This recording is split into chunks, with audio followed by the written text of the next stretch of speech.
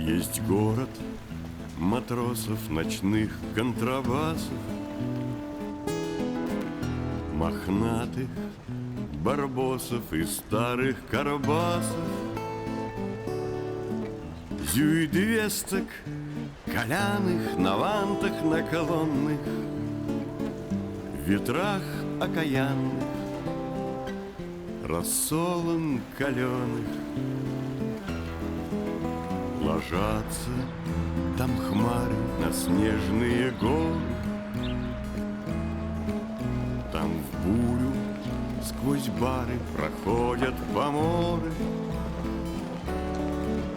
И снится мне вешка, снегов поваляшка, и с волчьей побежкой собачья упряжка. И снится мне вешка, снегов поваляшка, и с волчьей побежкой собачья упряжка. И сердце, лаская отвагой мужскою, дорога уходит в открытое море. Дорога уходит в открытое море.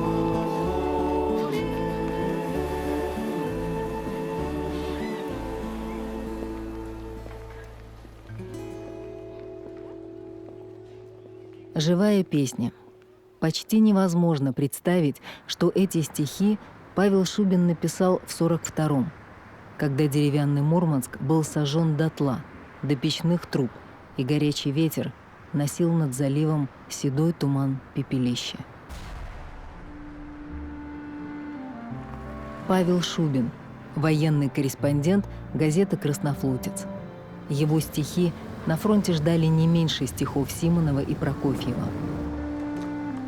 Но после войны он не стал официальным поэтом Севера. Его война неприглядна и страшна. Никаких завтра. Выжить сейчас, в эту минуту. Краткосрочная надежда солдата. Тысячи отдельных мгновений, в конце концов ставших одной историей. Нашей историей.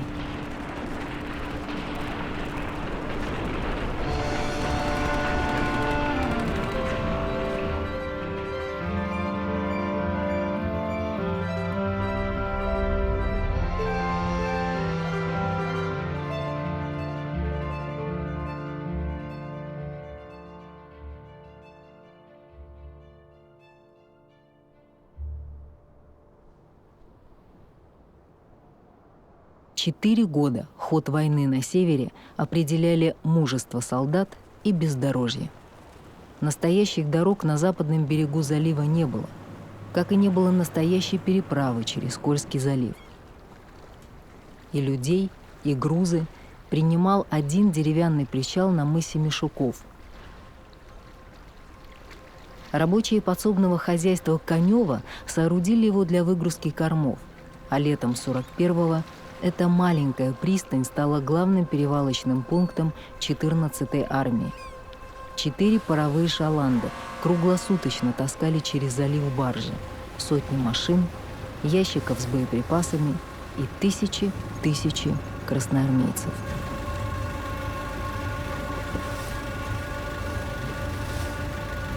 А у нас полки 14-й армии Кировские, Мончегорские, Мурманске, даже в поселке Зашеев, там на берегу Имандры, далеко от границы.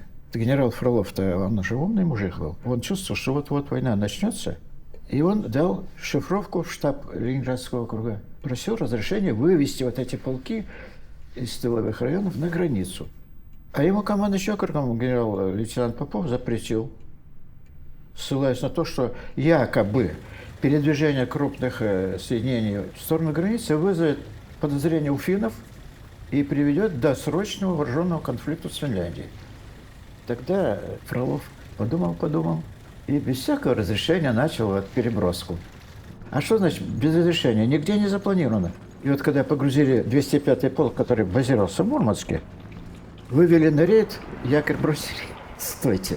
Буксира дальше не было. И вот почти 3 суток этот полк стоял на рейде. На 3-й сутки этот полк все же на Мишукова высадили, и он пошел прямым ходом к западной Лейце.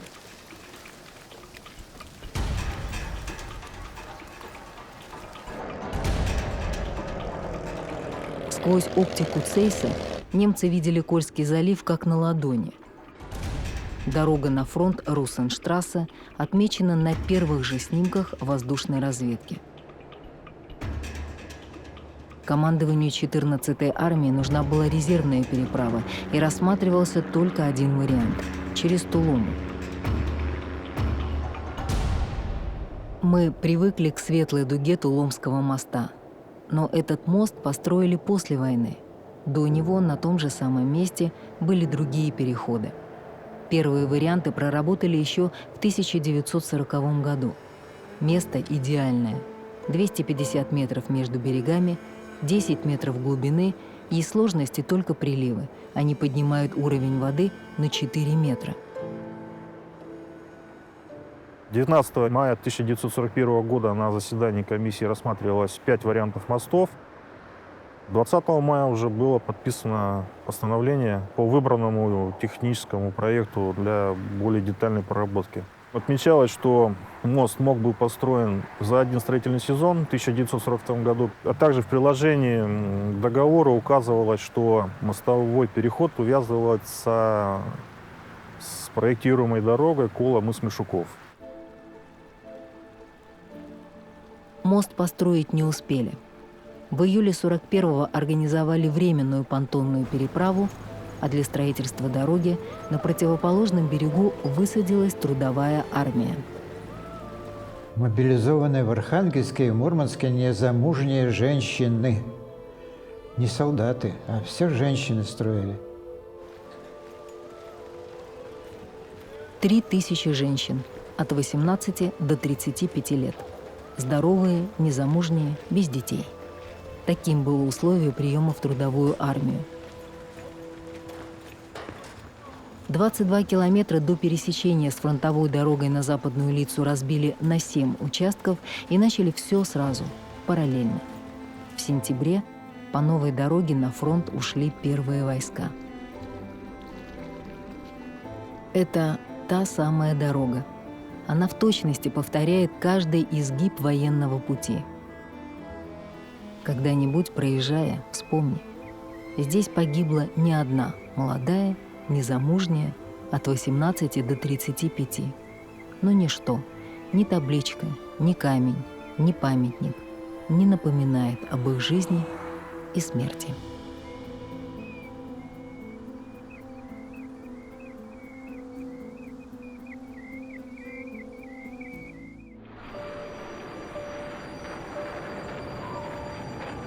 Не подвигались стрелки Мозера. Изис, казалось, в землю врос. И лишь летело мимо озера шоссе с откоса на откос. От напряжения, от страха ли, шофер застыл, чугунным став. А за спиной снаряды крякали, на полсекунды опоздав. Прижавшись к дверце липкой прядкою, чтобы шоферу не мешать, фельдъегерь всхлипывал украдкою и вновь переставал дышать. И из виска, совсем беззвучная, темно-вишневая на цвет, текла струя сургучная на штемпелеванный пакет.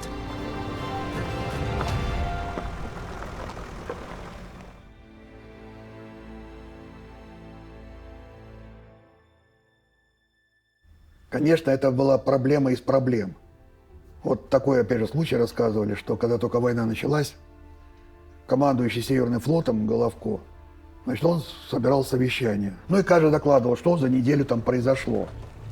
И вот, значит, командир бригады подводных лодок доложил, сколько лодок в море вышло, что они там обстреляли, кого потопили. Там командующий, там командир, значит, дивизиона эсминцев, это было соединение флотского учинения, тоже объяснил, значит, куда эсминцы ходили, сколько они рапортов там сопровождали. Летчики выступили, все понятно. А потом встает, значит, начальник техупра и таким немножко таким спокойным, таким голосом, таким занудным, начинает докладывать, сколько кораблей не прошло докового ремонта, сколько кораблей требует плана предварительных ремонтов, ну и так далее, так далее, так далее. Головко, значит, как-то так вот замер. Я потом закричал: какой ремонт? Вы о чем? Все после какие доки? Все после войны. Все после войны. Перестаньте. Но война задержалась. И все это пришлось сделать. До 1938 года в военном флоте понятие «профилактический ремонт» не существовало, только по факту. Тем более на севере, где полноценный судоремонтный комплекс для флота построить не успели. На 4-й день войны Государственный комитет обороны разрешил военным бронировать для своих нужд любые материалы. А затем они получили право распоряжаться мощностями гражданских верфей. Сначала было вообще просто не то, что сложно или плохо, вообще было никак. И только за счет внутренних резервов, вот этих вот поиска и собирания всего, что лежит где, по каким-то загашникам, наша, не наша, флотская, рыбацкая, пароходская, все в одну кучку, все оприходовалось и все очень дефицитно распределялось. Конечно, очень помогло то, что на севере было переизбыток электричества. Можешь сколько угодно планировать, куда угодно желать идти, кого угодно победить, но если у тебя материальная часть не в строю, никуда ты не пойдешь. А это не только потому, что уже лишь состав такой плохой. Нет. Все имеет свой износ. Северный флот единственный в стране за время войны ни разу не отправлял корабли на ремонт в другие регионы. Но прежде чем отремонтировать, из района боевых действий еще нужно было вернуться на базу. 6 мая 1942 года эсминец «Громкий» попал в 10-бальный шторм и практически переломился пополам. Только обшивка удерживала носовую часть, и под ударами волн корабль мог ее потерять. Тогда комдив, капитан первого ранга Виталий Фокин, принял решение двигаться кормой вперед, и через 2 суток целый корабль пришвартовался у Зеленого мыса в Мурманске. Эсминец «Разъяренный» после торпедной атаки потерял корму. Судоремонтники пришили ему новую, используя корпус потопленного в начале войны эсминца «Стремительный». «Стремительный» затонул после налета немецкой авиации на рейде Полярного 20 июля 1941 года. А в 1942-м водолазы «Эпрона», экспедиции подводных работ особого назначения, провели уникальную операцию.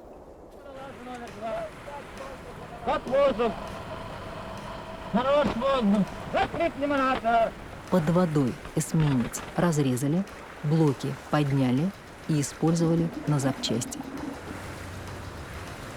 Удивительно, но в Кольском заливе, где температура воды и летом, и зимой стремится к нулю, всю войну, если была хоть малейшая возможность ремонтировать корабль, не поднимая его в док или на сушу, работы выполняли под водой. Что касается подводного судоремонта, тут это такая специфическая вещь. Впервые ее черноморцы внедрили. Но Черное море, как известно, оно, в общем-то, располагает к такого рода, значит, деятельности, в том плане, что там все-таки более-менее тепло. За ними пошли другие флоты. Ну, балтийцев. У балтийцев была своя специфика. И очень большой толчок дала, конечно, дорога жизни.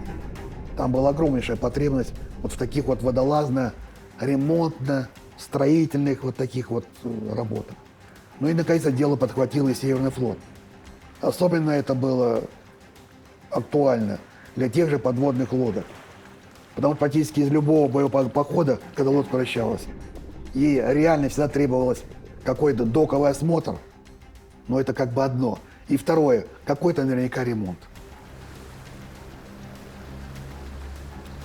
Весной 1942 года с боевого дежурства вернулась в буквальном смысле слова половина подводной лодки. Малютка М-174 подорвалась на минном поле в Арангер-фьорде. Взрыв оторвал носовую часть легкого корпуса по 9-й шпангоут. Повредил оба торпедных аппарата, гирокомпас, электрическое управление рулями, насос дифферентной цистерны. Была нарушена центровка линии вала, деформированы переборки 17-го и 27-го шпангоутов, лопнули 5 баков носовой группы аккумуляторов. Когда лодку привели в Мурманск на судоверфь Наркомрыпрома, начальник корпусного цеха Александр Челюк сказал просто: лодка в смятку. Но тем не менее, за 45 суток ремонт был выполнен, и малютка снова вышла на боевое дежурство.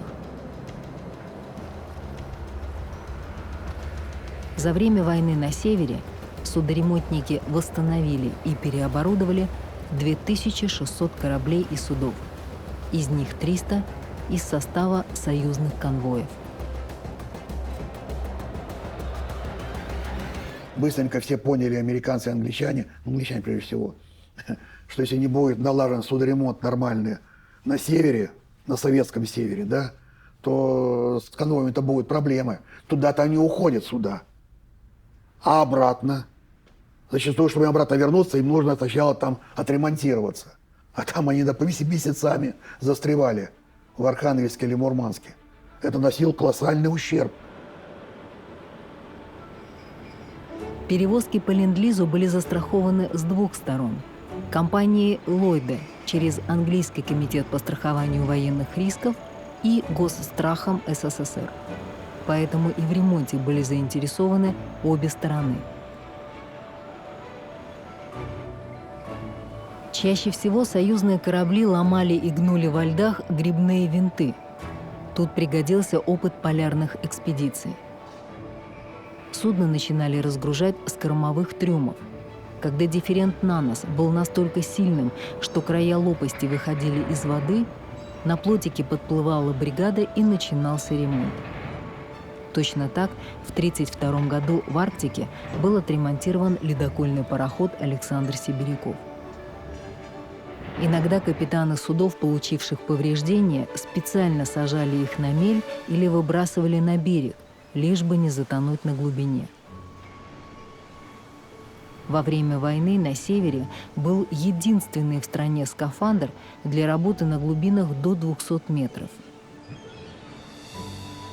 Его привезли в 1940 году из Севастополя для спасательных работ. Скафандр не понадобился, но и на Черное море его вернуть не успели. Зато в Кольском заливе он потом использовался неоднократно.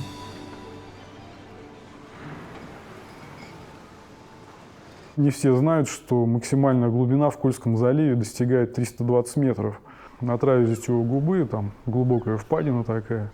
То есть это достаточно такой глубокий залив.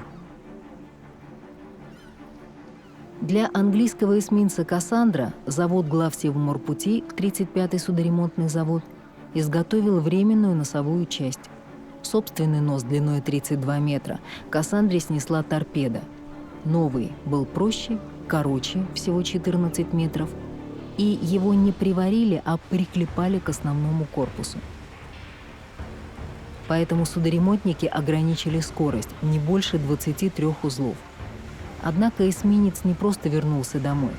В 1944 году без каких-либо переделок он принял участие в высадке десанта в Нормандии.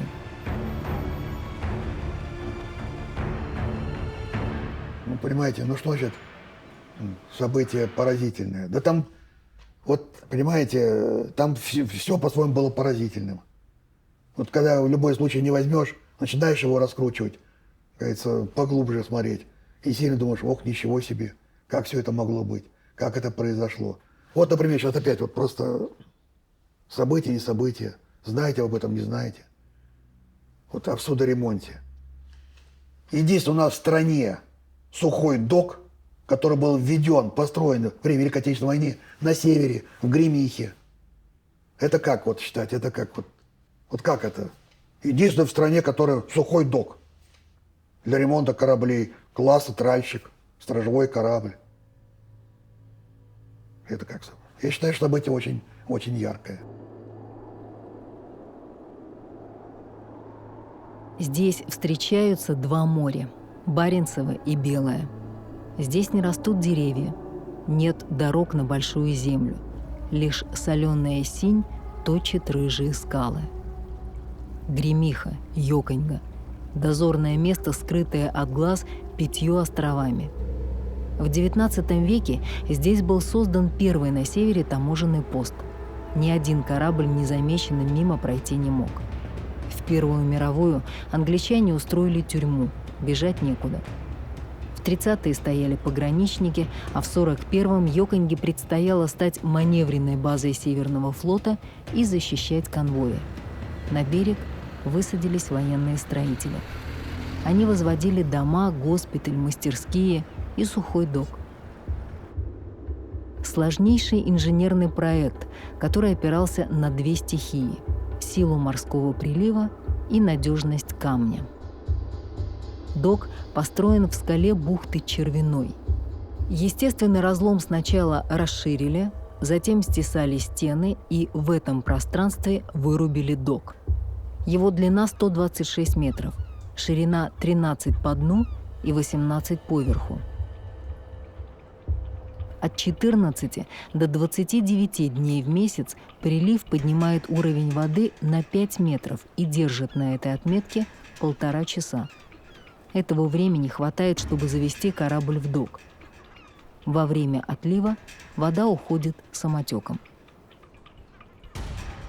В 1942 году строительство дока обошлось в 2 миллиона рублей. Уникальность инженерного решения трижды проверена временем. Это тот самый военный док. Он пережил 2 глобальные реконструкции в 60-е годы и в начале 2000-х и служит до сих пор.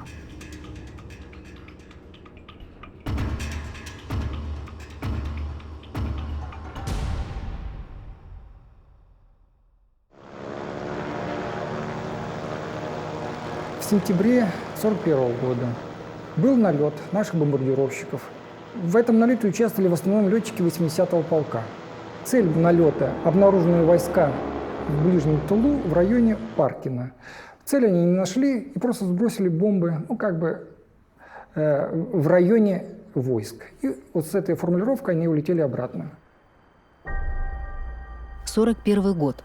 Это территория Финляндии. Печенга, финский поселок Паркина, весь район называется Петсама, а река – Петсама-Йоки. Главная достопримечательность на ее берегах – белая колокольня и монастырь, который финны называют Алла-Луастари – старый монастырь. Река широкая, глубокая, сильная, но через нее не было перехода. 23 июня 1941 года на берег Петсама-Йоки вышли немецкие саперы. Как только начались боевые действия, еще до объявления даже Финляндии войны, финны пропустили немецких саперов, которые первым делом начали строить этот мост. Для того, чтобы пропускать немецкие войска в сторону советско-финской границы. Для того, чтобы они могли сосредоточиться для наступления и дальше уже наступать непосредственно в направлении Мурманска. Мы находимся на этом месте. Вот. Если посмотреть, то за небольшим исключением того, что этот берег стал, вот здесь вот находится коса, то мы сейчас вот, вероятно, вот на этом месте сделана эта фотография.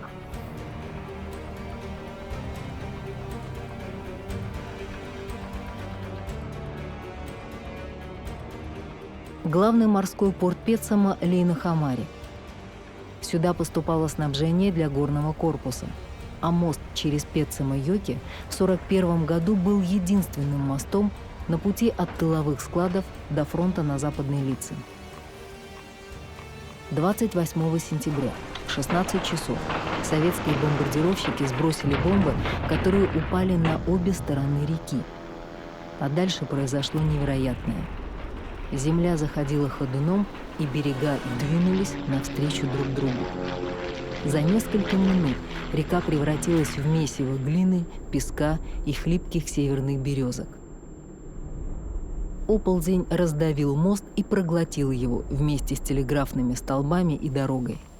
На протяжении километра река исчезла. Войска, шедшие на Мурманский фронт, начали останавливаться, и постепенно все движение от маленькой речки Пецамайоки в сторону Оулу и в сторону Тромсе было парализовано. Как пишут даже немецкие авторы, даже летчик, который кинул эти бомбы, он даже подумать не мог, какую катастрофу он вызовет. Две дивизии, которые находились фронтом на западной Лице, оказались полностью отрезаны от базы снабжения. К фронту было необходимо доставлять боеприпасы, продовольствие, топливо, фураж для огромной массы, более 1500 лошадей вьючных и гужевых. Это нужно было все кормить, жидкое топливо для автомобилей, строительный материал для укреплений. Назад, естественно, шел поток раненых, и уже начиналась смена подразделений. То есть 10 дней движения автомашин никакого не было к фронту. В воду сошло 3 миллиона кубометров грунта. С высоты следы гигантского оползня видны до сих пор. Это отмели, доходящие до середины реки. В августе 41-го все это пространство было забито непроходимой грязью. Над ней саперы проложили деревянные мостки, и 2 смены носильщиков по 150 человек потащили грузы на фронт. Дальше монастыря, за излученной реки, началось строительство нового моста. Длина моста составила 650 метров. Значит, место было выбрано таким образом, чтобы мост проходил посредине острова, так называемый Паркина-Саари, то есть остров Паркина. То есть мост проходил с этого места, мы находимся на восточном берегу. Под прямым углом пересекал реку самым коротким путем. В таком месте, где уже действовала приливная зона, и река расширялась таким образом, чтобы этот мост не был поврежден ледоходом. На мост принца Евгения понадобилось 100 тысяч бревен.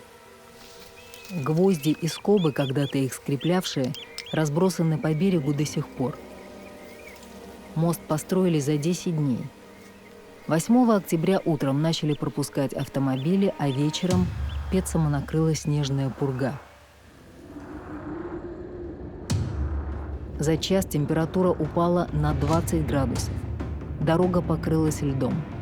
Пурга продолжалась следующие 2 суток.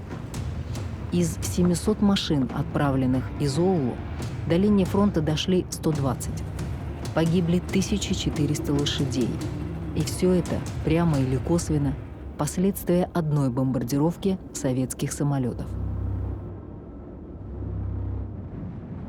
Вот самое интересное, я в наших документах в архиве я не нашел нигде, что наша разведка об этом доносила командованию. То есть мы прозевали этот момент. То есть можно было предпринять какую-то частную операцию, и, по крайней мере, вот до Пецама мы могли в тот момент продвинуться.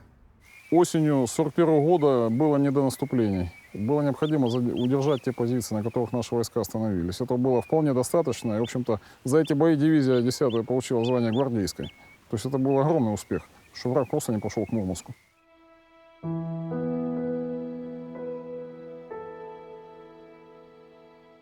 Выскакивает на трибуну. Вот мы гордимся, что вот Рыбачи, они перешли.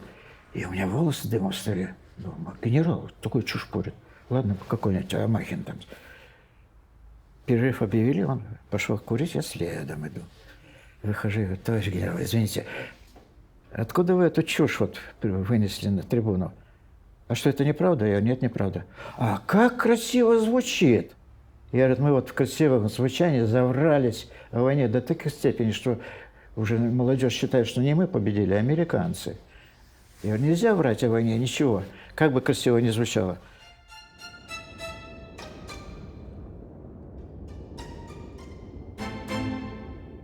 История советско-финляндской границы на полуострове Рыбачий и полуострове Средний мало известна и запутана. Настолько стремительно и далеко от центра происходили эти события. Печенская волость или Пецама, как ее называли финны, большая часть полуострова Средний и западная часть полуострова Рыбачий вошли в состав Финляндии в 1920 году.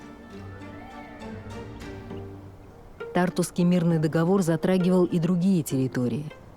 Но только здесь, на севере, на единственном участке в стране, государственная граница устанавливалась впервые в истории.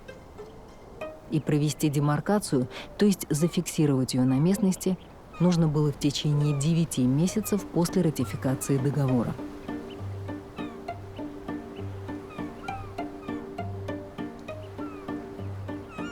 Мирный договор вступил в силу 31 декабря 2020 года. А в июне финны прибыли в Вайда-Губу. Ждали советскую делегацию, та не приехала. Они начали свои работы и провели их. Как они на это смотрели. В результате, как писал Чичерин, Советская Россия достались 2 барака и более ничего на северной конечности, значит, там Вайда-Губы. Вайда-Губа на Рыбачьем – самый короткий и прямой выход в Ледовитый океан. В соответствии с договором, граница должна была разделить ее пополам. Но морские карты Генерального штаба России позволяли провести ее по северной оконечности мыса Кикурский, оставив всю морскую губу Финляндии. Именно этот вариант выбрала финская демаркационная группа, которую возглавлял Ильмари Бонсдорф, бывший сотрудник Пулковской обсерватории, глава геодезического управления Финляндии, а затем и глава ее Академии наук. Возразить было некому. Еще месяц от советской стороны на Рыбачьем не было никого, даже пограничников. Во-первых, собрать такую команду, найти людей, которые бы служили бы в Красной армии и занимались бы топографической съемкой, значит, это сложность. Договориться, кто должен войти в эту команду, кто занимался демаркацией, это как минимум 3 ведомства. То есть это военная разведка, это ОГПУ в то время и МИД. Потом добираться туда. Как добираться? Это достаточно сложно. Попробуйте доберите до Вайда-Губы, да? Потом не забывайте, что чехарда вот эта вот чисто бюрократическая доводила именно до очень неприятных вещей. И, во-первых, зарплату не выплачивали. Они подчас обменивали свое запасное обмундирование на хлеб и что-то еще у местного населения. То есть они были просто раздеты. Не давали ни подвод, ни лошадей, ни лодок. Очень плохо почему-то собственные власти относились к вот тем людям, которые занимались этой работой. Очень плохо. Когда ты все документы читаешь, становится как-то очень неприятно. Просто неприятно. Финны приезжали со всем снаряжением, там у них все было. Илмари Бунсдорф, который приехал в Вайда-Губу в 21 году, это же был известнейший человек, который занимался межеванием еще, и у него практика была очень хорошая. И он был специалистом. Вот. А с нашей стороны приехали, так скажем, люди, которые не очень... Они могли только зафиксировать единственное, что границу финны провели не в соответствии с договором, вот и все. Ну и что? Ну, запротоколировали, что она проведена не в соответствии. А финны настаивают на своем. И тянулось это еще несколько лет.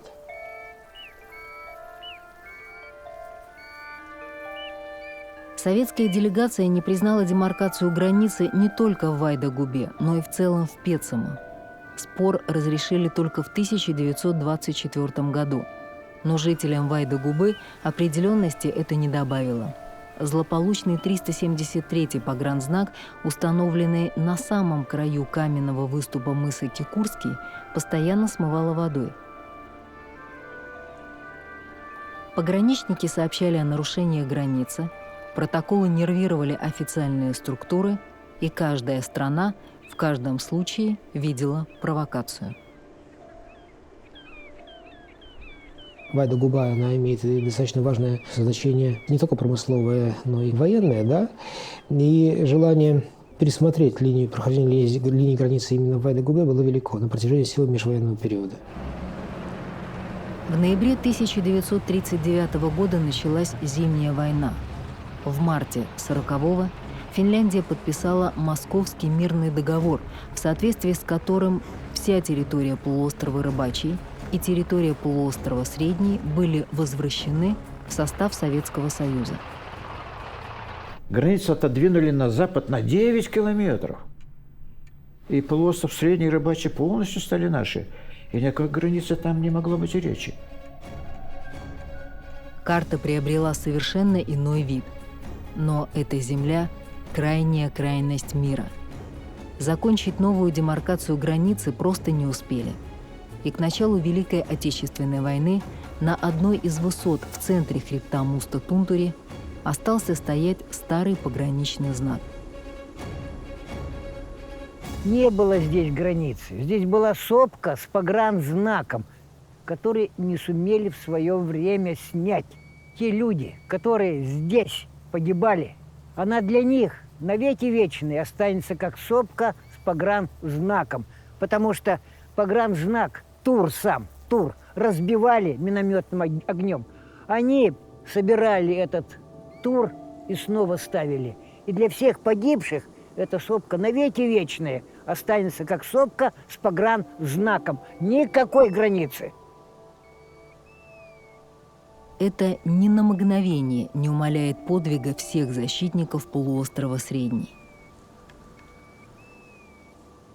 Эти скалы – единственное место Советского Союза, где войска вермахта были остановлены в первый день боевых действий, и откуда до самого окончания войны в Заполярье они не сдвинулись ни на шаг.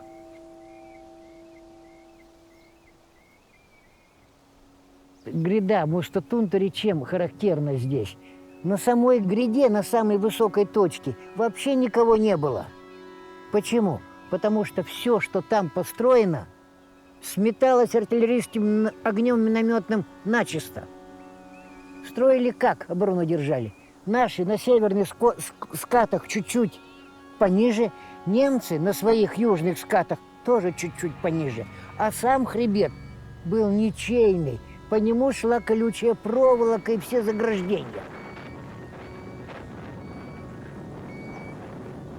Расстояние между боевыми позициями от 30 до 70 метров. Здесь, согласно вот этому расстоянию, по всей вероятности, убивали друг друга, смотря в глаза друг другу. Так уж было на самом деле здесь, друзья мои. 1200 дней и ночей. 3500 жизней советских солдат за участок фронта протяженностью 6 километров. Единственное место страны, которое 1200 дней находилось на осадном положении. 3 года добраться до Среднего и Рыбачьего можно было только морем.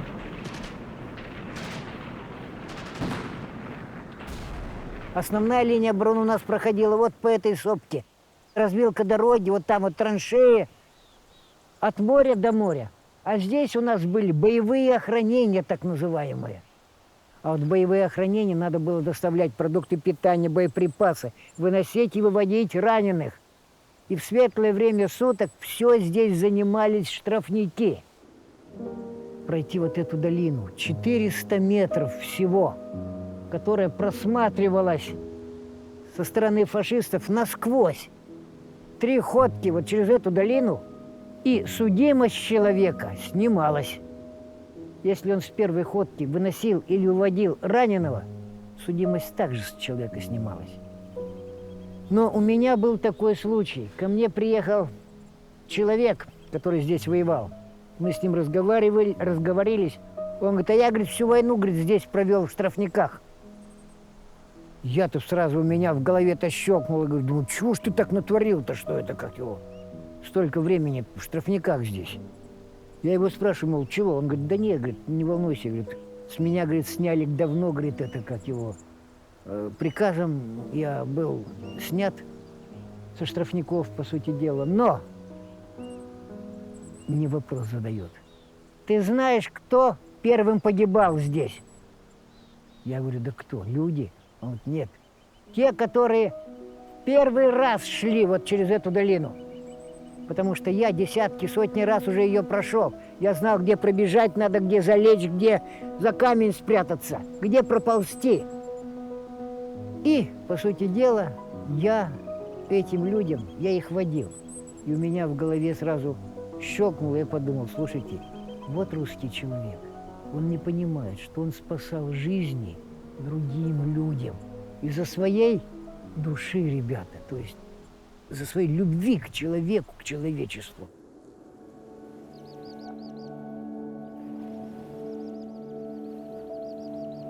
Погоди, дай припомнить. Стой. Мы кричали «Ура!». Потом я свалился в окоп, пустой, с развороченным животом. Крови, красные петушки выбегали навстречу дню. Сине-розовые кишки выползали на пятерню. Из плеча на плечо башка перекидывалась, трясясь. как у Бонза или Башка, занесенного в эту грязь. Где-то плачущий крик «Ура!», но сошел и отхлынул бой. Здравствуй, Матерь-Земля. Пора. Возвращаюсь к тебе, тобой. Ты кровавого праха, горсть от груди своей не отринь, не как странник и не как гость. Шел я в громе твоих пустынь. Я хозяином шел на смерть, сам приученный убивать, для того, чтобы жить и сметь, чтобы улучшить и открывать. Над рассветной твоей рекой встанет завтра цветком огня мальчик бронзовый, вот такой, как задумала ты меня. И за то, что последним днем не умели мы дорожить, воскреси меня завтра в нем. Я его научу, как жить.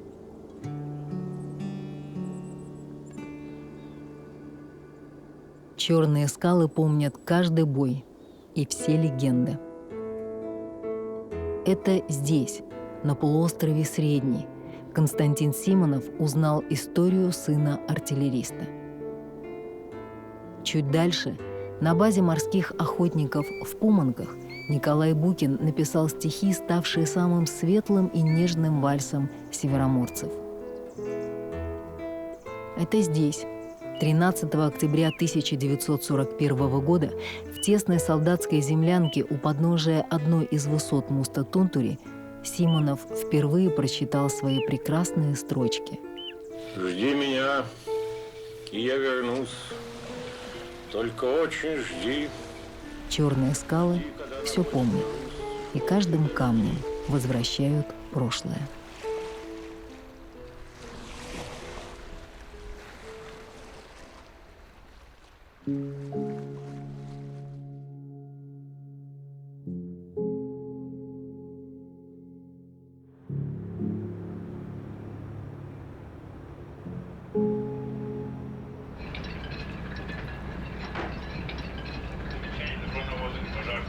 «12 августа 2015 года из Мурманска вышла морская поисковая экспедиция.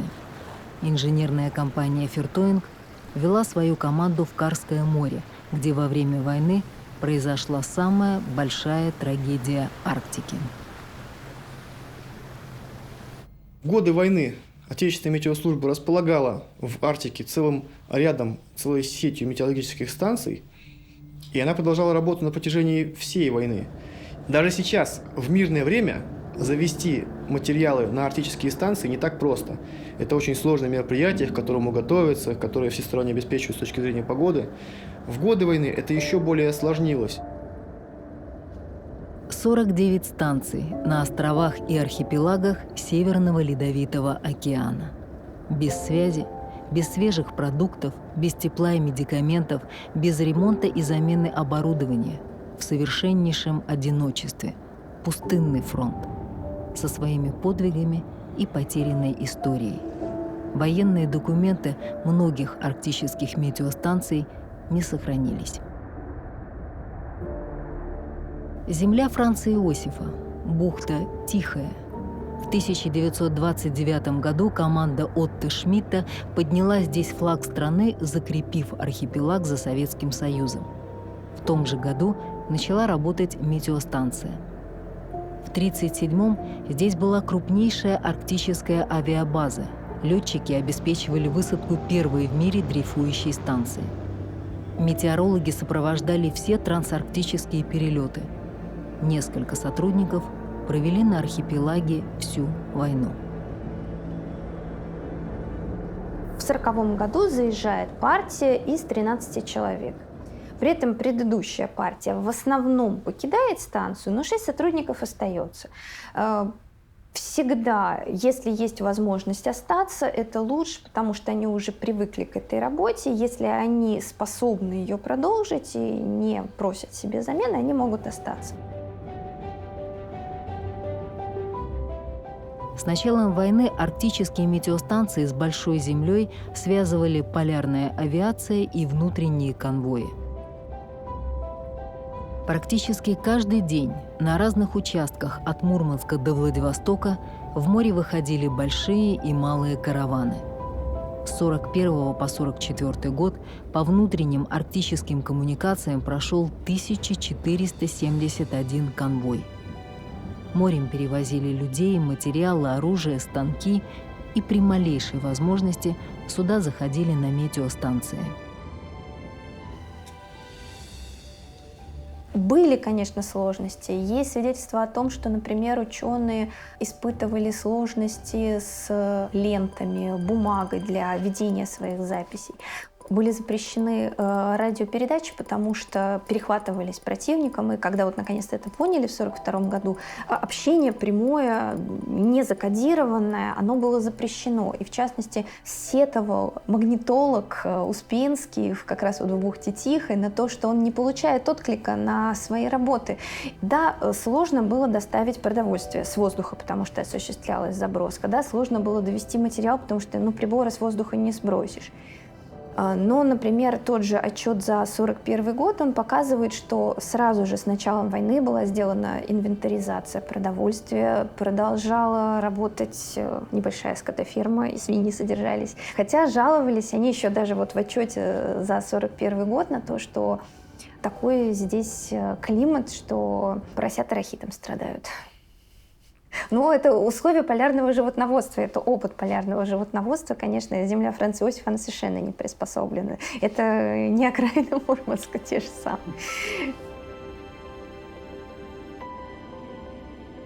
Свиньям сильно повезло. Все запасы муки на станции безнадежно испортил мучной хрущак.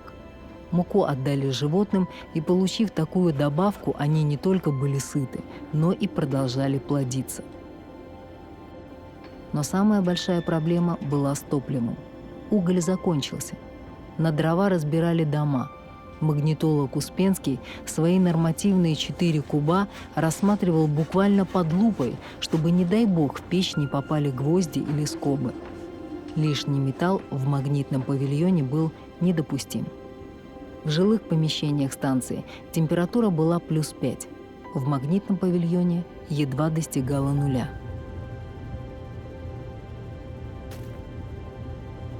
Не было возможности его заменить, хотя он писал об ухудшении своего здоровья еще в 1943 году. Он говорил о том, что его беспокоят результаты его работы, потому что, к сожалению, вот физически он теперь не ощущает в себе возможности, кроме того, его зрение ухудшилось, а очки у него случайные, потому что его очки сломались. Полуслепой, в промерзшей насквозь комнатке за год Владимир Успенский выполнил 447 серий абсолютных наблюдений, превысив норму довоенного 1940 года. И, наконец, ему подтвердили возвращение на Большую Землю. На замену ждали жену ионосфериста Валентина Дряцкого. Маруся приезжала с 5-летней дочерью. В управлении главсевморпути уже подписали назначение, и Марусенька получила ордер на пароход «Марина Роскова». 8 августа 1944 года в составе конвоя БД-5 «Белое море Диксон-5» Роскова вышла в рейс. В качестве грузов примерно 4,5-4,600 тысяч тонн. Представим себе только 4600 тонн было продовольствие, которое туда завозили на полгода, на Диксон и на всякие другие точки. Пассажиры распределялись так: 116 было военнослужащих для Карской военно-морской базы, то есть это моряки, офицеры и так далее. Остальные гражданские люди. Таких людей оказалось всего 354 пассажира. Из них 124 женщины и 16 детей. Цифры эти до сих пор не совсем точные. Хотя, в принципе, после войны проведена огромная работа, чтобы цифры эти были точными. Для охранения этого ценного судна было выделено целых 3 тральщика АМ. Т-116, Т-114 и Т-118.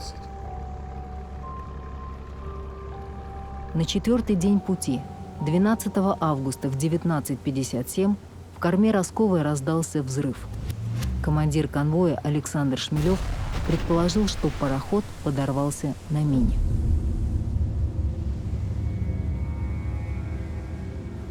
Характер взрыва, взрывчатки, он примерно одинаковый. То взрывается, допустим, 200 килограмм торпеде, что в мине, да, ну тут очень трудно отличить. Может только быть, что по глубине там звук один, а ближе к поверхности немножко другой. Корабли сопровождения снимали с парохода женщин и детей, когда раздался второй взрыв и получил пробоину тральщик Т-118. За 27 минут со спасенными пассажирами Росковой и своим экипажем он затонул.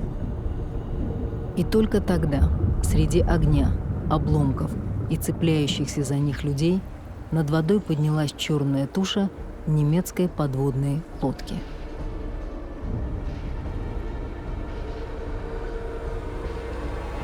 Что может быть большим подарком для командира подводной лодки, когда он видит, что значит, он на него не реагирует, да? Вторым погиб Т-114. И потом уже, когда обнаружили подводную лодку, да, она всплыла, было уже поздно, из 3 тральщиков 2 были потоплены, а Мария Носкова находилась еще на плаву, потом ее добили. Это был единственный случай во Второй мировой войне, когда одна подводная лодка на одном месте в течение нескольких часов уничтожила пассажирский пароход и 2 военных корабля. И, очевидно, это был первый случай, когда немецкие подводники применили в Арктике новый вид оружия – акустические, самонаводящиеся, бесследные торпеды. Корабль любой идущий, да, лодка создает поле – акустическое, магнитное, гидродинамическое. В этих торпедах стояла головка, так называемая, самонаведения. Аппаратура, которая по звуку идущей цели определяет возможность захвата ее. Торпеда такая применялась впервые. В то время таких торпед у нас не было. Это сейчас мы говорим, так, вот такого там, в таком месяце впервые немцы применили там бесследные торпеды. Вот такие самонаводящие торпеды применили. О, мы уже знали. А кто мы? Это мы сегодня знаем. А там кто знал об этом? Знал специалист, который это дело выяснил. Ну, штаб флота вот об этом узнал. Пока это докатится до командира корабля в Карском море, да он уже и следующие будут, уже торпеды появятся. Тем больше надо еще и человека психологически натренировать на какой-то стереотип принятия решений и действий, на алгоритм действий. Это тоже надо, время нужно, опыт, боеподготовка, и так далее. Единственный оставшийся на плаву тральщик Т-116 поднял на борт 186 человек, когда капитан-лейтенант Василий Бабанов дал команду остановить спасательные работы и покинуть район. Тральщик развернулся и взял курс на базу. Вскоре прозвучал еще один взрыв. Немцы добили Роскову 2-й торпедой. Пароход раскололся на части и за 3 минуты ушел на дно. И тогда над водой снова поднялась рубка лодки.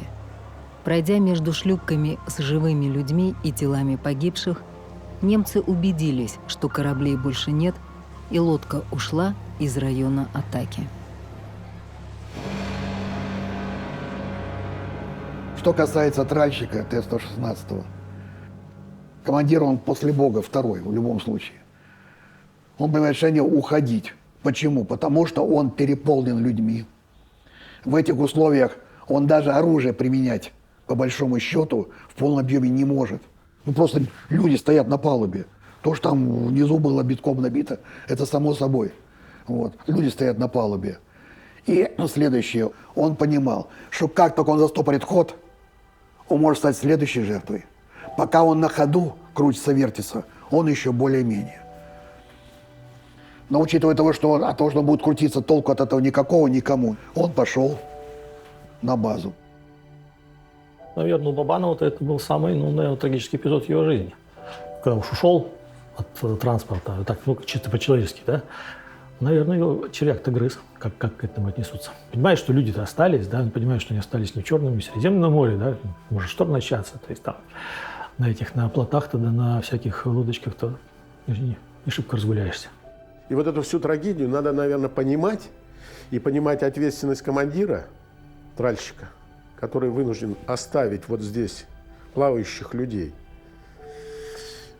и понимать чувства тех спасенных, которые находились, они как селедки в бочке на этом тральщике были.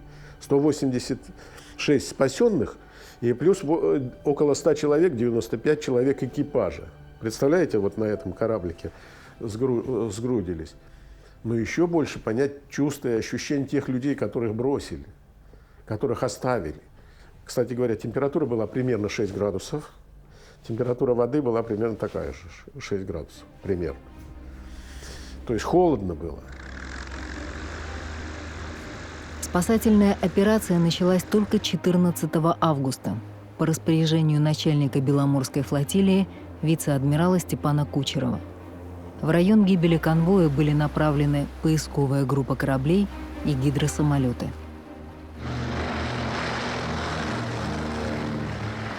Последние спасенные были 22 числа. То есть, по существу, 10 суток люди находились на плаву. Вот в таких вот условиях. 19 числа начался шторм сильнейший. Ни одного ребенка не было спасено.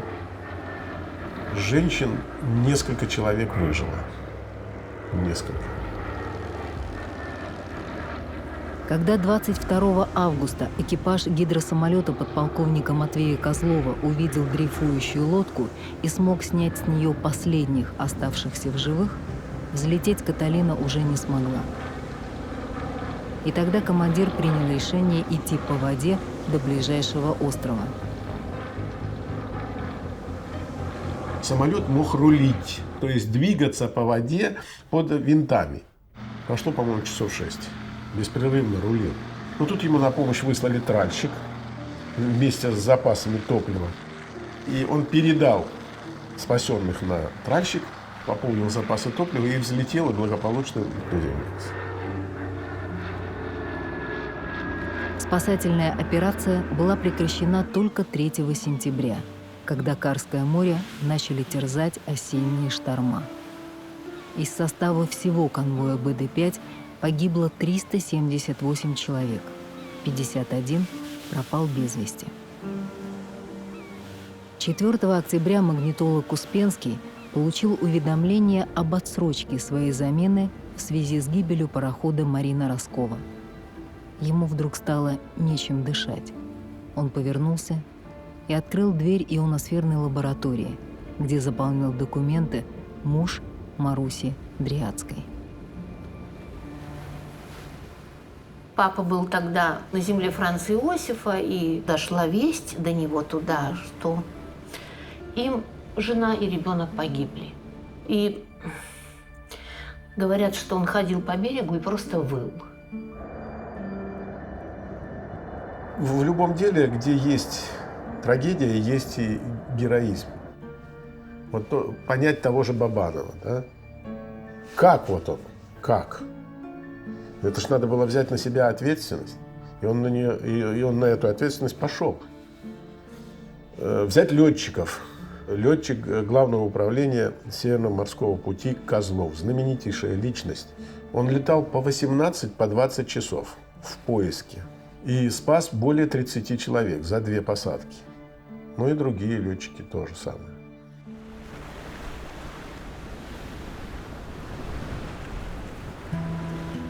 Экспедиционное судно «Балтика» шло на место военной трагедии точным курсом. Несколько лет энтузиасты проекта «Карские экспедиции» собирали информацию в архивах, исследовали военные документы, по всей стране искали участников тех событий. На первый осмотр, или, как говорят гидронавты, облет, направили телеуправляемые беспилотные подводные аппараты. Да, судно. Вижу Раскова на сонаре курсом где-то 300-290. Старые военные суда – это всегда опасность. Они тонули с оружием, боеприпасами, химикатами, самыми разными грузами. И никто не скажет, что произошло с ними в соленой воде за 7 десятков лет. Илья, в носу там не пулемет случайно стоит? Мы тут все гадаем.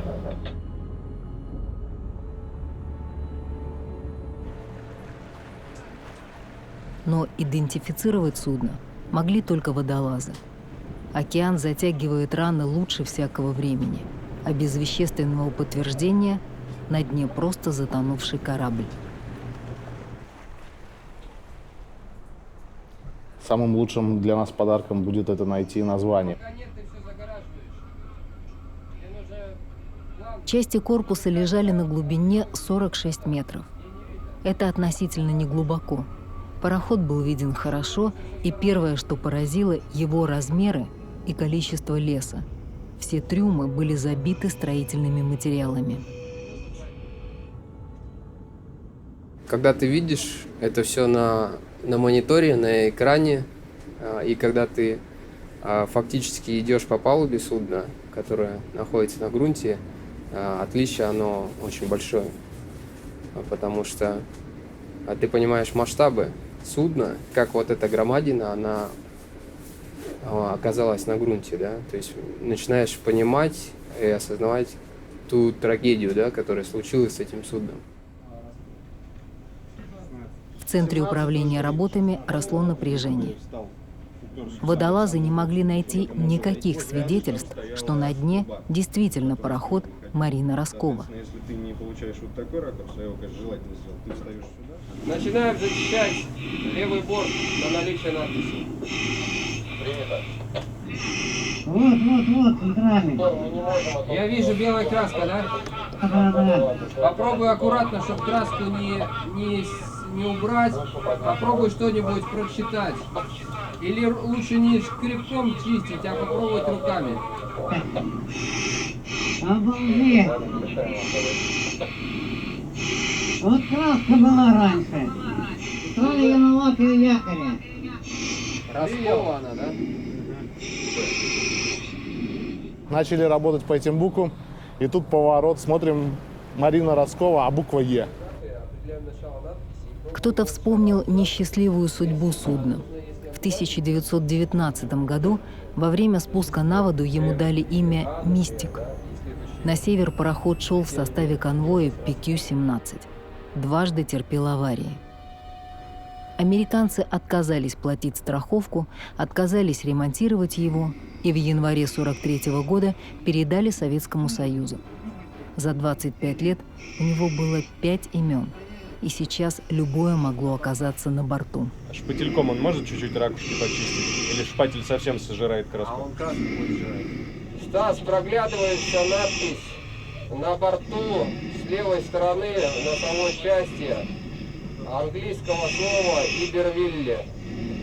Принято, это старое, 37-го года название. Точно так, с 37 по 41 он ходил под этим названием.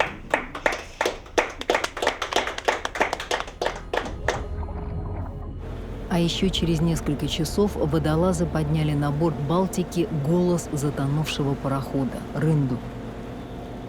И под слоем ржавчины «Мистик» 1918. Первое имя и год отливки «Рынды». Никаких сомнений в принадлежности. И никаких сомнений в событиях августа 44-го. От удара торпед корпус судна переломился на 2 части. Корма лежит с креном на правый борт, а нос, словно Роскова и в вечности продолжает идти вперед, стоит ровно на киле.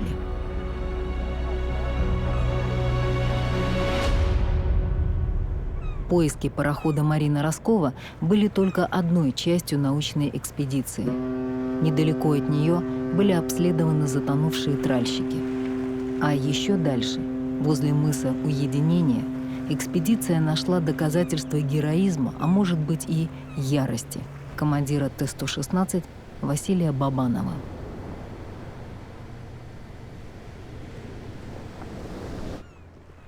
Прошел месяц после гибели конвоя БД-5. В сентябре 1944-го на связь не вышло судно «Норд». Гидрографы обследовали кромку льдов и зажигали маяки на побережье. На поиски «Норда» направили Т-116. И вскоре тральщик обнаружил и атаковал немецкую подводную лодку. Нашел лодку, что, в принципе, с моей точки зрения, так сказать, с технической вообще, в принципе, было невозможно. Да? То есть один корабль, лодка в необъятном Карском море, да? Пока не кончились у него глубинные бомбы, значит, бомбанул. Бомбил эту лодку, но там уже по количеству выделившись соляры и выделившись воздух, было понятно, что там она уже не всплывет никогда. В невероятных условиях, при невероятном стечении обстоятельств, потопил немецкую подводную лодку. Единственный достоверный, абсолютный успех советского надводного корабля на севере. Все остальные, они такие, можно сомневаться. То есть, получается, он такой совершил подвиг, который, в принципе, судя по вашим удивленным глазам, вы тоже про него не знаете.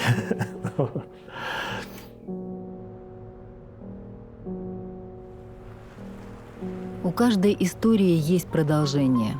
Василий Бабанов прожил большую жизнь.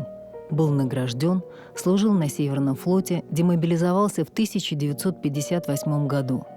Морскими офицерами стали и его сын, и внук.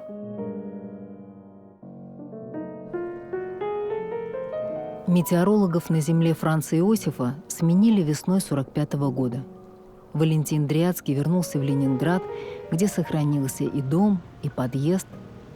Дверь старой квартиры ему открыла Маруся. Одной из последних ее спас экипаж Матвея Козлова. Потому что я помню одно, что мама потом всю жизнь очень боялась воды. Я ее говорю: мама, пойдем поплаваем, у нас там озеро, залив на даче, все. А она как-то нет. Только встретив жену, Валентин Дриацкий узнал, что его дочь Алла не утонула. Она умерла еще в эвакуации, до злополучного рейса. После войны в семье родились 2 сына и дочь. Леночка, девочка с серьезным взглядом, актриса театра, золотой голос кинематографа. Она сыграла Кларичи в «Труфальдино из Бергамо». Ее голосом пели Констанция и Кэт в «Трех мушкетерах». Ее голос в «Небесной ласточке» Денизе, в «Диане и Марселе» из «Собаки на сене». Прошло 75 лет после войны, но каждое поколение семьи Дриацких помнит августовскую боль 44-го.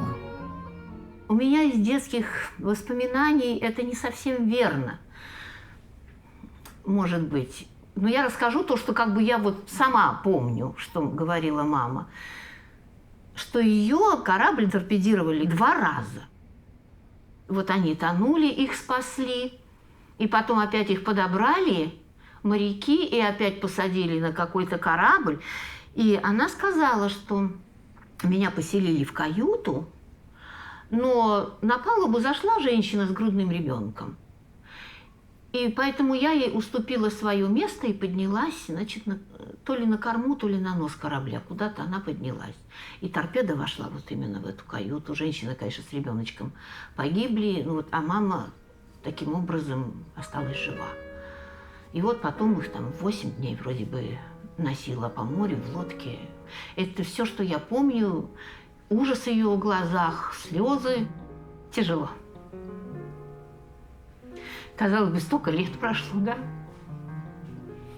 И я этого не испытывала, а мама она столько у нее рассказ был с болью, с такой, что мне в сердце вошло, понимаете?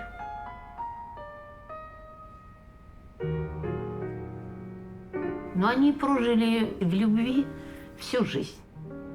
Я не помню дня, что папа маму не поцеловал. И всегда Марусенька, Марусенька, нежно-нежно, ласково-ласково к ней всегда относился. Это любовь, которая просто текла. Текла рекой в их отношениях.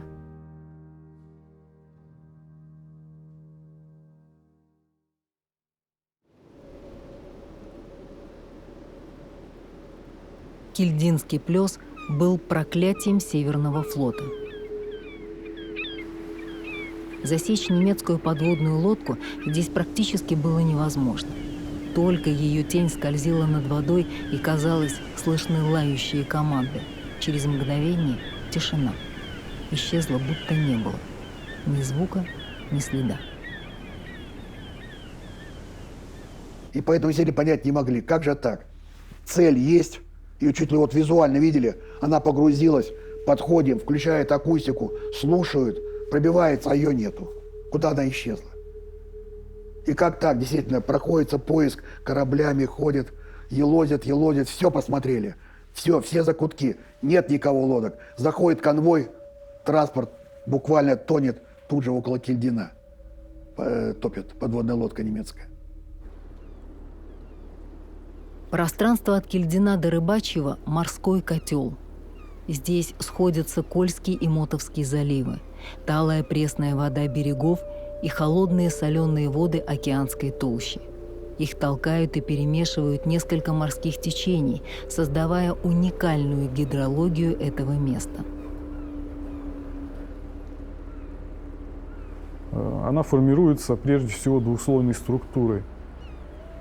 Весной тает снег, начинается прогрев, и вот этот тоненький, примерно до 10 метров глубины слой относительно пресной, теплой воды, а ниже более соленая и холодная. Между ними находится так называемый слой скачка.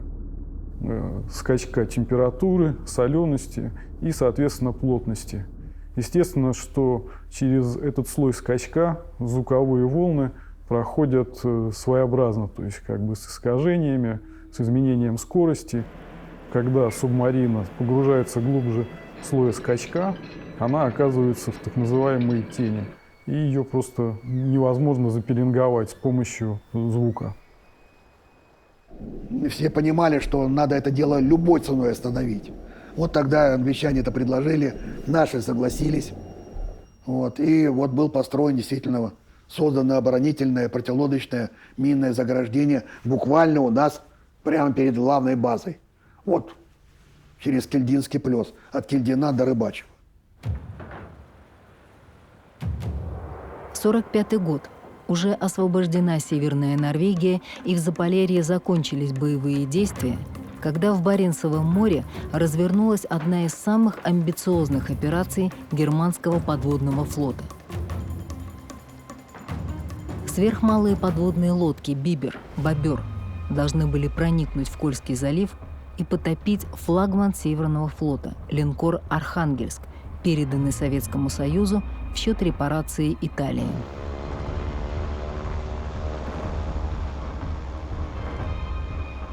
Это был такой политический приз. Его наличие в 1944 году на севере ничего не решало. Ну и правда, он на те времена, несмотря на то, что он был старенький, он был лучшим линкором советского флота. Почему и немцы пытались его, значит? Потому что ведь понятно, что пройти по достаточно сложному фарватеру Кольского залива, да, это не такое простое дело, да. Но вот они ведь всю войну не рвались, да. А тут это самое, они понимали, что, значит, торпедировав Архангельск, ну вот они получат, так сказать, большой политический бонус. Много же делается, так сказать, в войну не из тактической целесообразности, а именно, так сказать, из политических соображений. Но сам факт торпедирования единственного на севере линкора в Мурманской фактически гавани немецкими подводными диверсантами – это огромный пропагандистский эффект. Для самого населения Германии, которое переживает бомбежки союзников с воздуха, для горного корпуса Норвегии, который уже отступил дальше некуда, но тем не менее такой эффект. Для немецкого флота. К операции привлечена группа К, Кляйн-Камфер-Банд, отряд малого боя. Особое подразделение с особым оружием. Люди-торпеды, катера-торпеды и сверхмалые подводные лодки, несущие торпеды. Это мини-подлодка, которую просто буквально можно было ставить на палубу обычной и средней немецкой подводной лодки 7-й серии. Она там спокойно на специальных креплениях стояла позади рубки. Служили на них, кстати, в Германии только добровольцы. Считались они, в общем, достаточно элитой подводных сил, потому что риск был немалый, и биберы эти были не сильно надежны, и большинство их просто ломалось.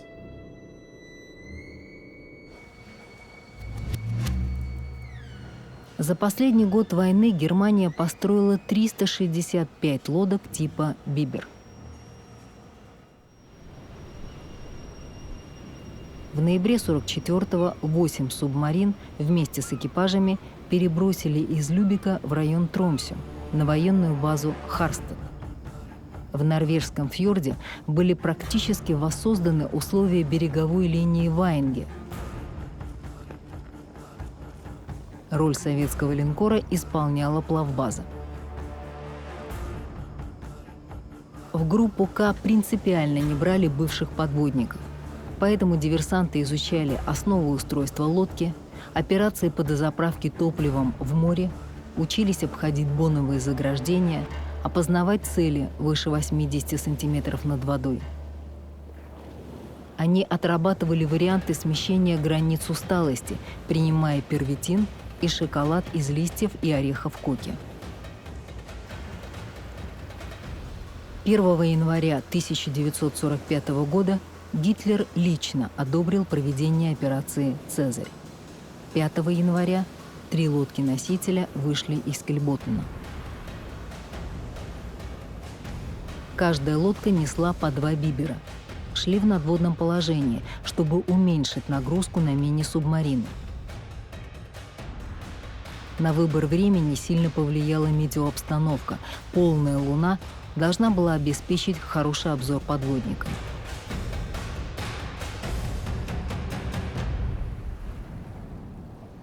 Через 3 дня, 8 января, группа подошла к острову Кильдин. Дальше, по Кольскому заливу, биберам предстояло идти самостоятельно. Атака была назначена на 3 часа ночи. Для того, чтобы отвлечь внимание Северного флота и помочь биберам пройти все боновые заграждения, на эту же ночь и это же время была намечена бомбардировка Ваенги и Мурманска. Специальная группа пилотов отрабатывала вылет.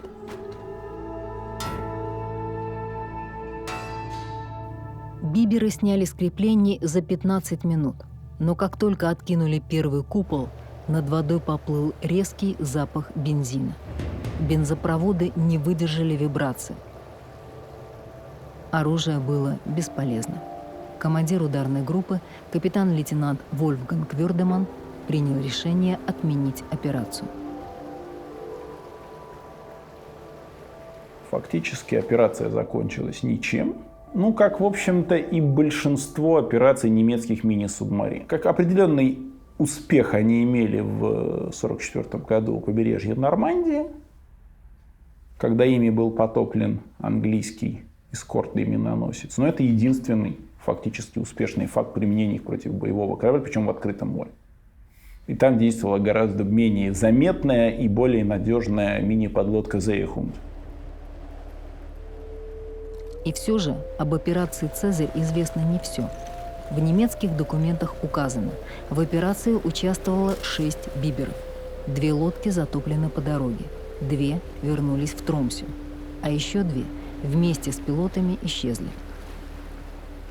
Это породило слухи о том, что 2 мини-лодки все-таки попытались прорваться к Ваенге и погибли, так как не вышли в точки возврата пилотов. 2 точки были определены на полуострове Рыбачий, куда дважды подходили лодки-носители. 3 – глухое побережье Персфьорда, откуда можно было пешком добраться до Швеции. Ни один вариант использован не был. Так что до сих пор на дне Кольского залива может храниться разгадка еще одной тайны войны.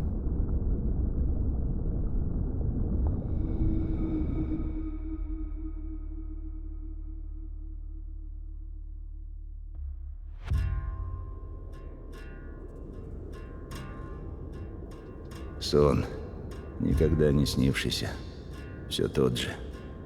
Ползет, скрипит, в небытие скользя. В потемках воет, Виллисы и тот же. Идти нельзя, не отдохнуть нельзя.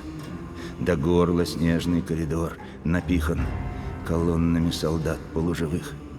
И теплого бурана облепиха до позвонков уже промыла их. Уже в кисель раскисли полушубки, и стали стопудовыми пимы, и грузных ног разбухшие обрубки. Передвигать уже не в силах мы.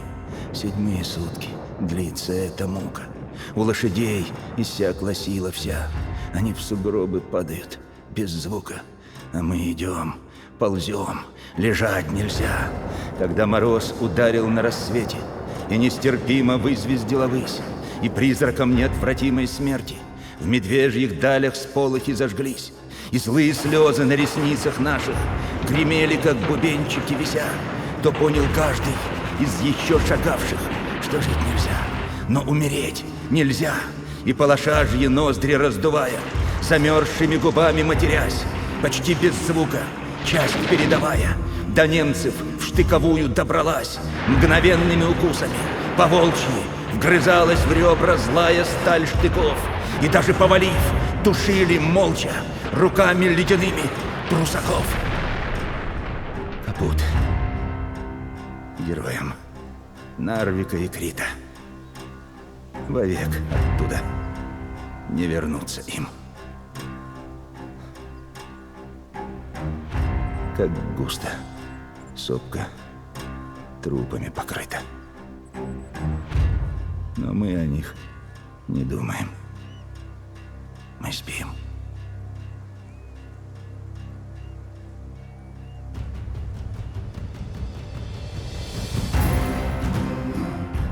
Сильнее наших духом и преданности нашей Родины людей таких нет. Мы были там молодые, мне было 20 лет.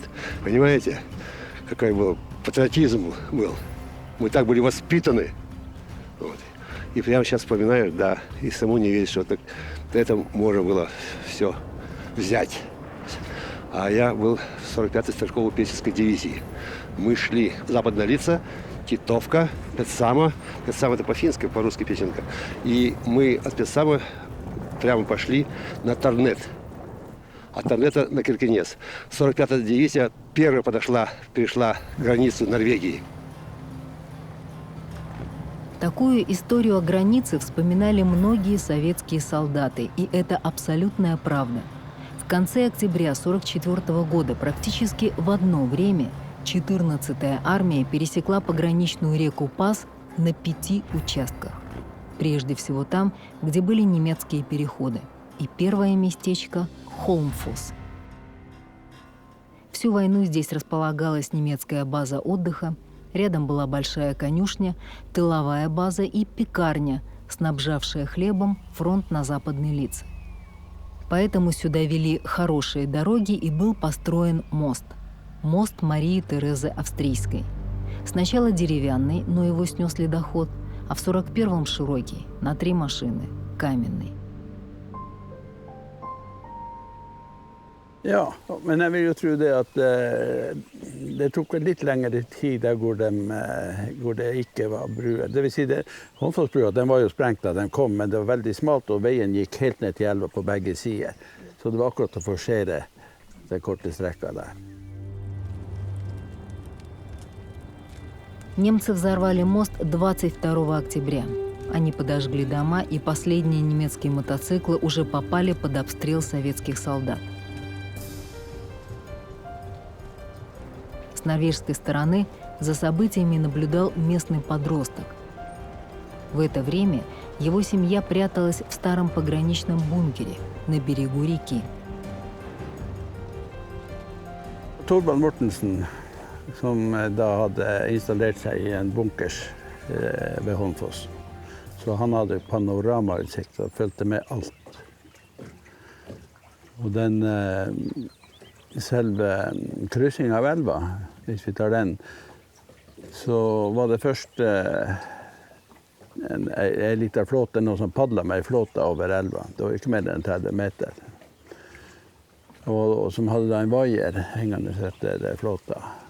Når de kom over, så festet de den vaieren på norsk land og strammet opp på russisk, og da kunne man begynne med frakt av både personell og gods som skulle videre. De prioriterte det viktigste først. Сегодня река Пас выглядит не так, как в 1944-м. После строительства каскады гидроэлектростанций уровень воды поднялся почти на 5 метров. Исчезли пороги, затопила часть берега, но с двух сторон по-прежнему видны следы старой дороги, а место первых береговых опор моста Марии Терезы опоясано кольцом наблюдательных окопов. Родители Тормуда Хойля дважды, в 41-м и в 44-м, теряли в огне свой дом. Его отстраивали заново, и уже третье поколение семьи живет на том же самом месте. История, какой в Финмарке никого не удивишь.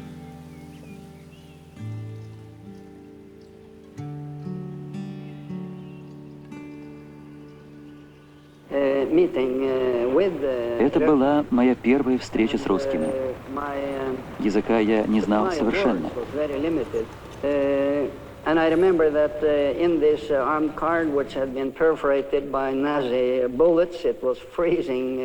Я помню, во время поездки на армейской машине, изрешеченной пулями, промерзшей насквозь, у нас не было с русским водителем абсолютно ни одного общего слова. Мы просто начинали перечислять страны союзников. Англия, Америка, Россия, Норвегия, Франция. Затем врагов, нацистов. Повторив такой разговор достаточное количество раз, вместе пели «Волга-Волга». Но однажды утром русский шофер показал на какие-то руины у дороги и сказал: «Дом, норвежский дом». И я запомню это навсегда. Да, это была Норвегия, и это был норвежский дом. Он был сожжен отступавшими нацистами. Veinettet i Finnmark på det tidspunkt var jo ikke-eksisterende, fordi at tyskerne hadde jo sprengt alt det var mulig å sprenge. Både av veier og telefon og telegraf var jo samme bebyggelsen var jo jevnet med jorden. Og da vi kom tilbake til Kirkenes var altså det 48 hus igjen i byen. Og en stor del av folket var jo også da, levde jo under meget primitive forhold. Og bodde i kjellerne, og hvor de altså da monterte opp ovner som vanligvis var intakte, og la et slags dekke over, slik at det ble altså et beboelig sted.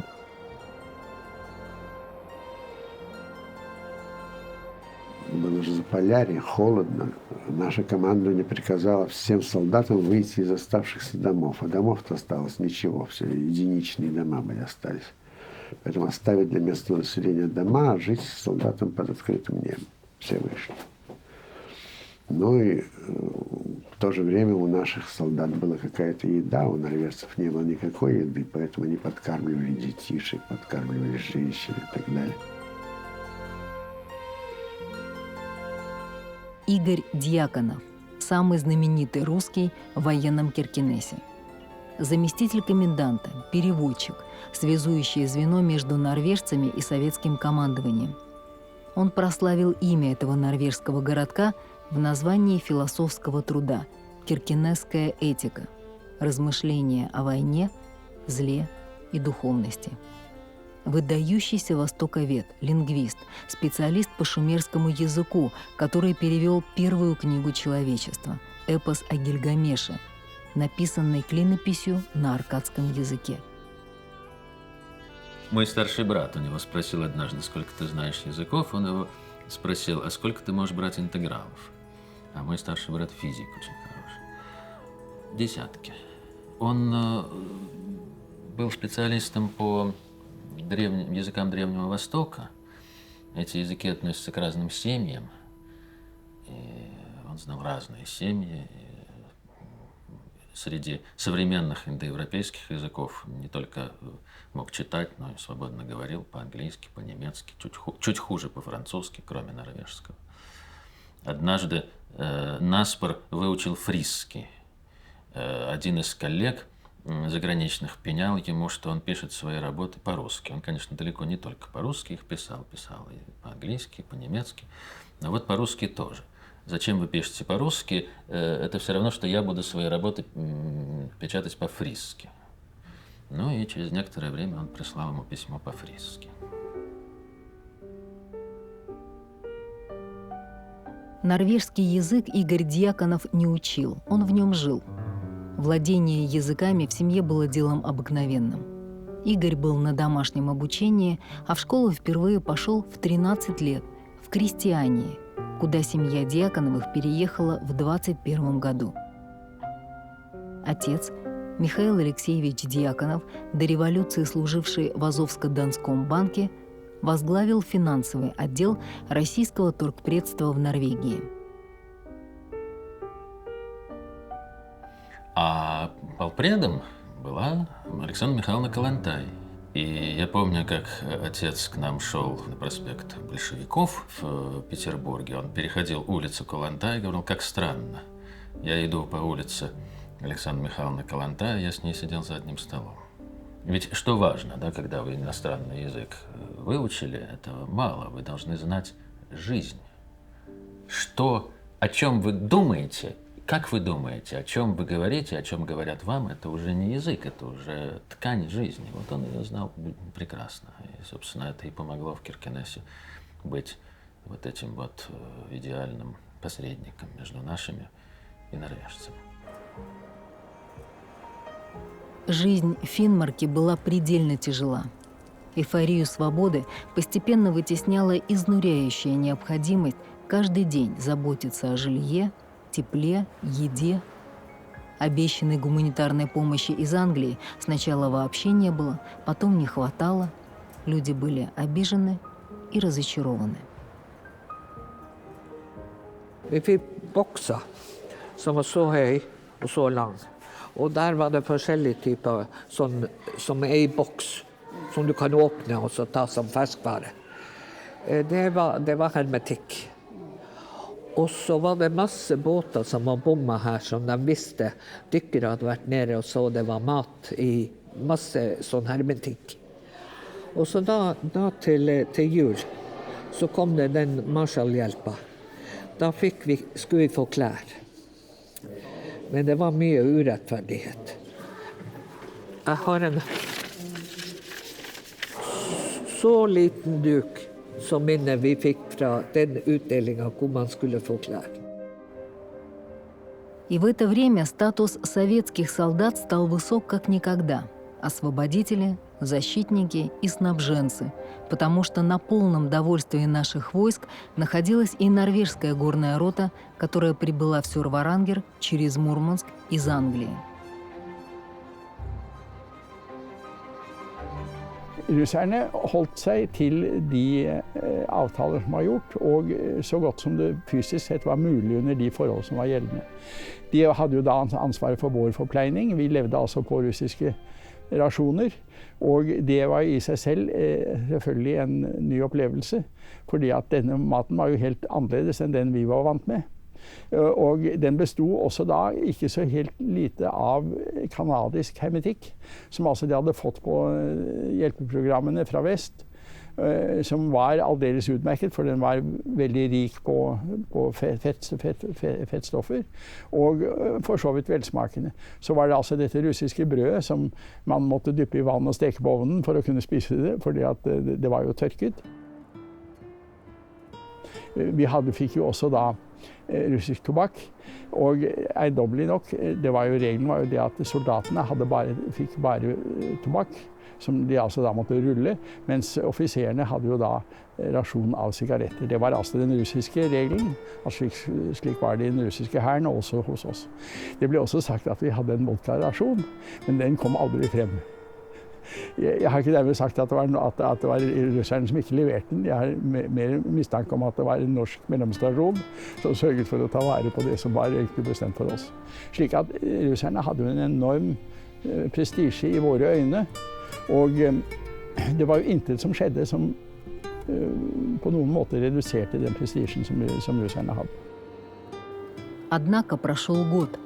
Закончилась Вторая мировая война, закончилась война с Японией, а советский гарнизон по-прежнему оставался в Киркенесе. Норвежцев пугали разговоры о том, что Советам интересны Шпицберген, Медвежий, а может быть и часть Финмарка. И вдруг в сентябре 1945 года заместитель наркома иностранных дел Андрей Вышинский объявил о выводе войск с территории Норвегии. Ja, det var uvanlig, og det var jo altså, for sett fra vår synsvinkel også veldig gledelig at det skjedde på denne måten. Det var jo ikke alle som trodde at det ville gå slik. Russerne hadde jo da, i den perioden de hadde ligget der, brukt en hel del norske bygninger og anlegg, og den skulle de altså da etter reglene betale for når de forlot området. Problemet var bare det at russerne hadde jo ingen penger å betale med. Дело было уже в сентябре 1945 года.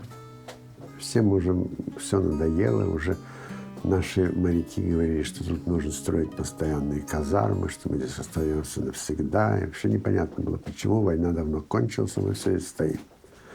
Но вдруг был приказ, что через 2 суток, чтобы ни одного советского солдата на норвежской территории не было, уйти и получить бумагу о том, что они не имеют к нам никаких материальных претензий. За это все давалось 2 дня. Ну, я вызвал из норвежской комендатуры юриста, молодого человека, который потом был очень известный норвежский юрист. И он принес мне бумаги, где у него были записаны все потравы, которые мы там нанесли, где-то мы лес порубили, у кого-то что-то было украдено и так далее. В общем, на общую сумму чуть ли не 1 000 000 крон. Откуда такие деньги взять? Ну, кое-что я там отказался оплачивать, сказал, что это не доказано, что это наши нанесли это там ущерб и так далее. Тем не менее, сумма оставалась очень большая. Тут я взял шофера, и мы поехали по территории разыскивать, какое там было имущество, которое мы можем продать, чтобы покрыть наши долги. Ну, там были какие-то бараки немецкие, какое-то мелкое имущество было. Потом поехали мы на аэродром. Аэродром был немецкий, так что, конечно, там мы могли бы его продать. Но дело в том, что там ничего не было, кроме летной дорожки. Это продавать было как-то трудно, ангаров никаких не было. Но там мы нашли 2 ямы с битумом. Вот этот битум, значит, с нами ходил представитель от муниципалитета норвежского. Мы, значит, этот битум ему преподнесли, он записал себе, значит, сумму, сколько-то оценивает и так далее. Все еще денег не хватает. Примерно еще около 300 000 крон не хватает, никак не получается. И вдруг вижу железная дорога, ветка, которая ведет от шахты к заводу. Шахты не действуют, завод разрушен, но ветка существует. Я спрашиваю норвежца, это чья ветка? Заводская? Нет, говорит, это ветка немцы построили. А, немцы построили, значит, наш трофей. Хорошо, прекрасно. Я, значит, докладываю коменданту. Комендант вызывает инженера, который заведует этими руинами завода. И вот, значит, мы ему говорим, купите у нас железную дорогу, вам же нужно. Ну, хорошо, я оценю, сколько это стоит. А остался 1 день. Мы назначаем ему в 10 часов утра завтра, чтобы он явился с оценкой дороги. Он приходит и говорит, мы оценили эту дорогу, она стоит 120 000 крон. А я сказал, что мы послали нашего оценщика, и он оценил в 300 000 крон. Он согласился. Я сразу понял, что она стоит 500 000 как минимум. Ну, мы, значит, это тут же оформили дело. Причем, значит, сделали переводной чек на норвежское правительство, чтобы плата шла ему. А на другой день, значит, мы уже утром спускали советский флаг перед комендатурой, поднимали норвежский флаг. И, значит, наши войска уходили через границу, и мы, значит, тоже последние с комендантом через границу ушли. Кадры поднимающегося норвежского флага стали хрестоматийными. Советский флаг, снятый перед этим, мы видели, наверное, десятки раз. Видели и не замечали. Сначала нитку режешь?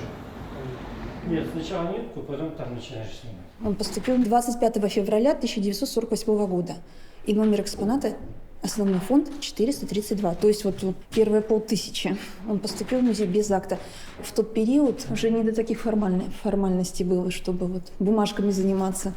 И видите, это же не цельное полотно, оно сшито из 2 таких кусков. Теперь можем поближе посмотреть. Оно не парадное, такое вот боевое. И оно, главное, смотрите, оно двухстороннее. То есть серп и молот и звезда. И с обратной стороны. Да. То есть, чтобы было видно, когда вот оно развивается, с 2 сторон. Для того, чтобы обеспечить вывод войск, было принято исключительное решение. 25 сентября 1945 года на территории Советского Союза был единственный международный пункт пропуска на реке Пас на советско-норвежской границе. Они не любили рассказывать о войне, не любили вспоминать, и уже не спросить никого нет. В истории войны есть подвиги и сражения, а есть просто труд. Миллионы людей изо дня в день выполняли свою работу, на мгновение приближая победу. И, может быть, война отпустит нас, когда будет рассказана история о каждом, кто сражался, работал, лечил, строил, растил. Их уже нет. Сегодня это наша история.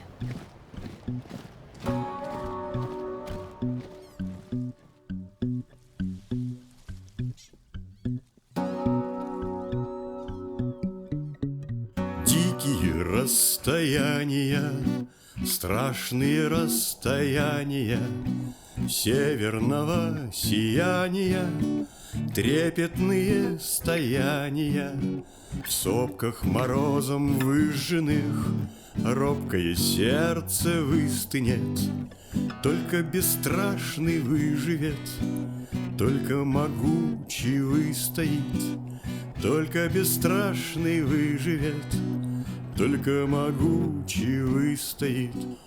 Русские непокорные люди Кремневой крепости топчут вершины горные, белые от свирепости, злобные смятые карлики, вбиты в могилы жесткие, пьяные кровью Нарвика, черные псы заморские, где им с пустыми душами, с лапами их паучьими править снегами стужами вольных владений кручами. Вон побережья Мурмана стонут гудками гавани, дымы летят, как турманы, спутники дальних плаваний. Дымы летят, как турманы, спутники дальних плаваний.